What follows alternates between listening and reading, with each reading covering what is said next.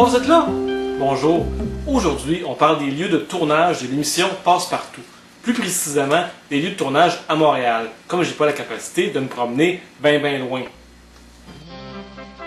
Commençons d'abord avec l'endroit où était tourné 75% de l'émission, c'est-à-dire les studios JPL. Contrairement à ce qu'on pourrait penser, les studios JPL n'étaient pas à Radio-Québec, mais plutôt dans l'édifice de TVA, anciennement Télémétropole. Si on va à quelques mètres seulement au sud, on retrouve un petit parc, et dans ce petit parc, il y avait la patinoire où a été filmé l'épisode de hockey de Passe-Partout.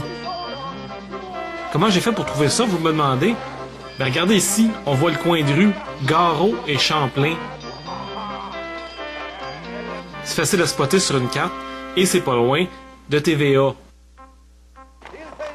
Si vous l'avez pas vu, je vous invite à aller voir mon épisode spécial à hockey où on voit d'autres lieux reconnaissables.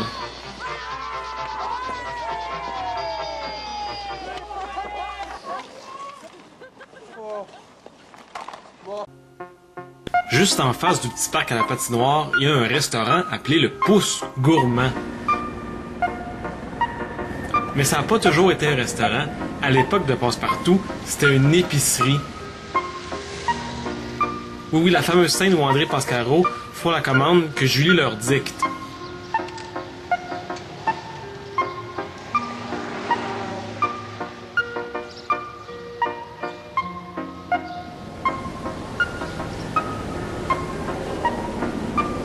Mais moi j'ai hâte de la connaître, ta surprise. Un peu de patience, on est presque arrivé.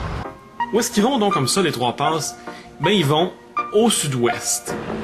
Là où il y a une statue. C'est la sculpture d'un homme qui s'appelait Jean-Olivier Chénier. Tu en sais des choses, toi?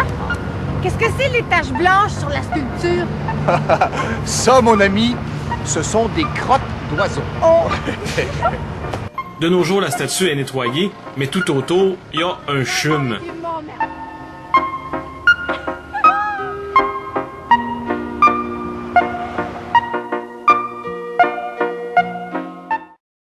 Déplaçons-nous maintenant vers le centre-ville de Montréal, là où l'émission Passe-Partout avait fait un beau montage de Noël.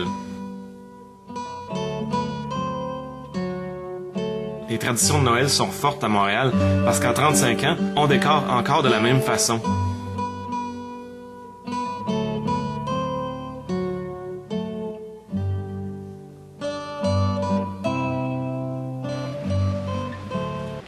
Bon, évidemment, de nos jours, il y a pas mal moins de neige, par exemple.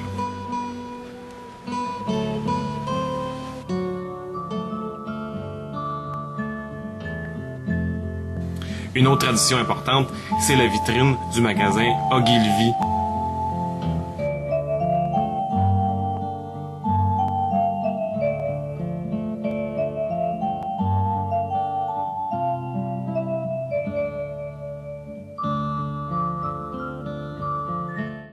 Notre prochaine destination nous amène vraiment loin des studios JPL et des lieux habituels de tournage.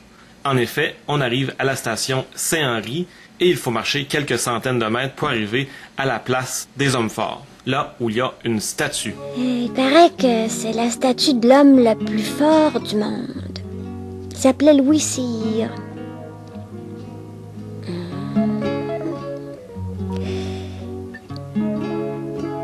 Ah, c'est pesant. Ça doit certainement peser des centaines et des centaines de livres. Hey, je te dis qu'il était fort, Louis Cyr, pour lever ces boules-là. Moi, ça fait rien. Plus tard, quand je vais être grand, je vais lui ressembler à Louis Cyr. Je vais être aussi fort que Louis Cyr. Revenons vers le centre de Montréal et allons au marché Jean Talon.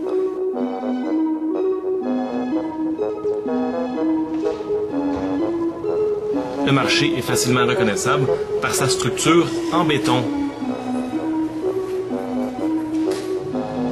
À l'époque, il n'y avait pas grand-chose au marché Jean Talon. Des pommes, des oignons, une coupe d'orange. De nos jours, les maraîchers produisent toutes sortes de produits différents. Il y en a vraiment pour tous les goûts et toutes les recettes. Vous allez me demander, il était où le kiosque de Fardoche? Mais c'est drôle, hein? Sur son kiosque, il y avait plein d'œufs. Pourtant, Fardoche n'a pas l'air vraiment de vendre des œufs. Vous aussi, regardez en arrière, c'est marqué « œufs frais chez ». Puis il y a un carton. C'est marqué grossièrement, on le voit pas bien là, « Fardoche » sur le carton. Donc, Fardoche avait emprunté un kiosque d'œufs. J'ai justement retrouvé un kiosque d'œufs au marché Jean Talon. Est-ce que c'est le même que 35 ans plus tôt?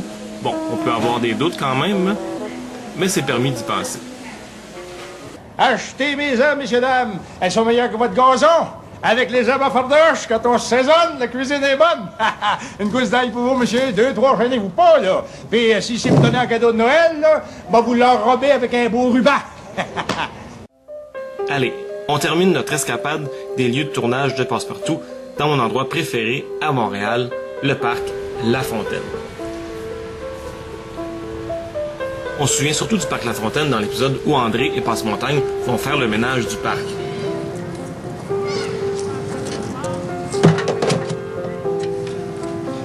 Il y a pourtant des poubelles publiques, hein? Tigalou, tigalou, tigalou, tigalou, tigalou, tigalou, tigalou, tigalou, tigalou, tigalou.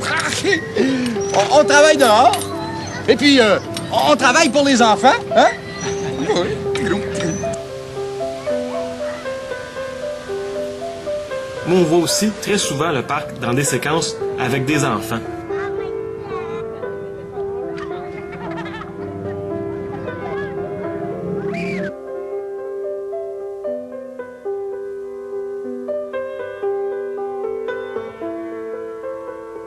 Et ce que j'aime le plus dans Passe-Partout, c'est de revoir le Jardin des Merveilles qui n'existe malheureusement plus aujourd'hui.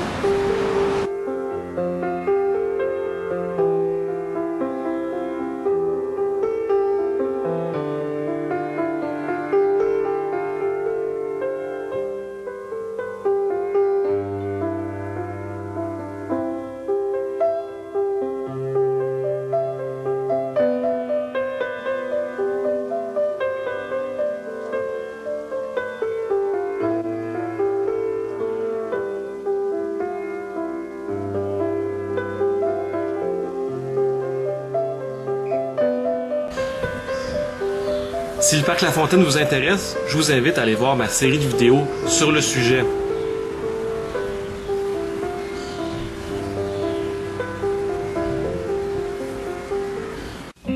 Évidemment, on a vu seulement quelques lieux de tournage de Passe-Partout. Il y en a plein d'autres, surtout à l'extérieur de Montréal. Vous avez une caméra? Vous reconnaissez certains lieux à l'extérieur de Montréal? Ben envoyez-moi tout ça. Je vais mettre ça dans un futur vidéo. Là-dessus, à la prochaine.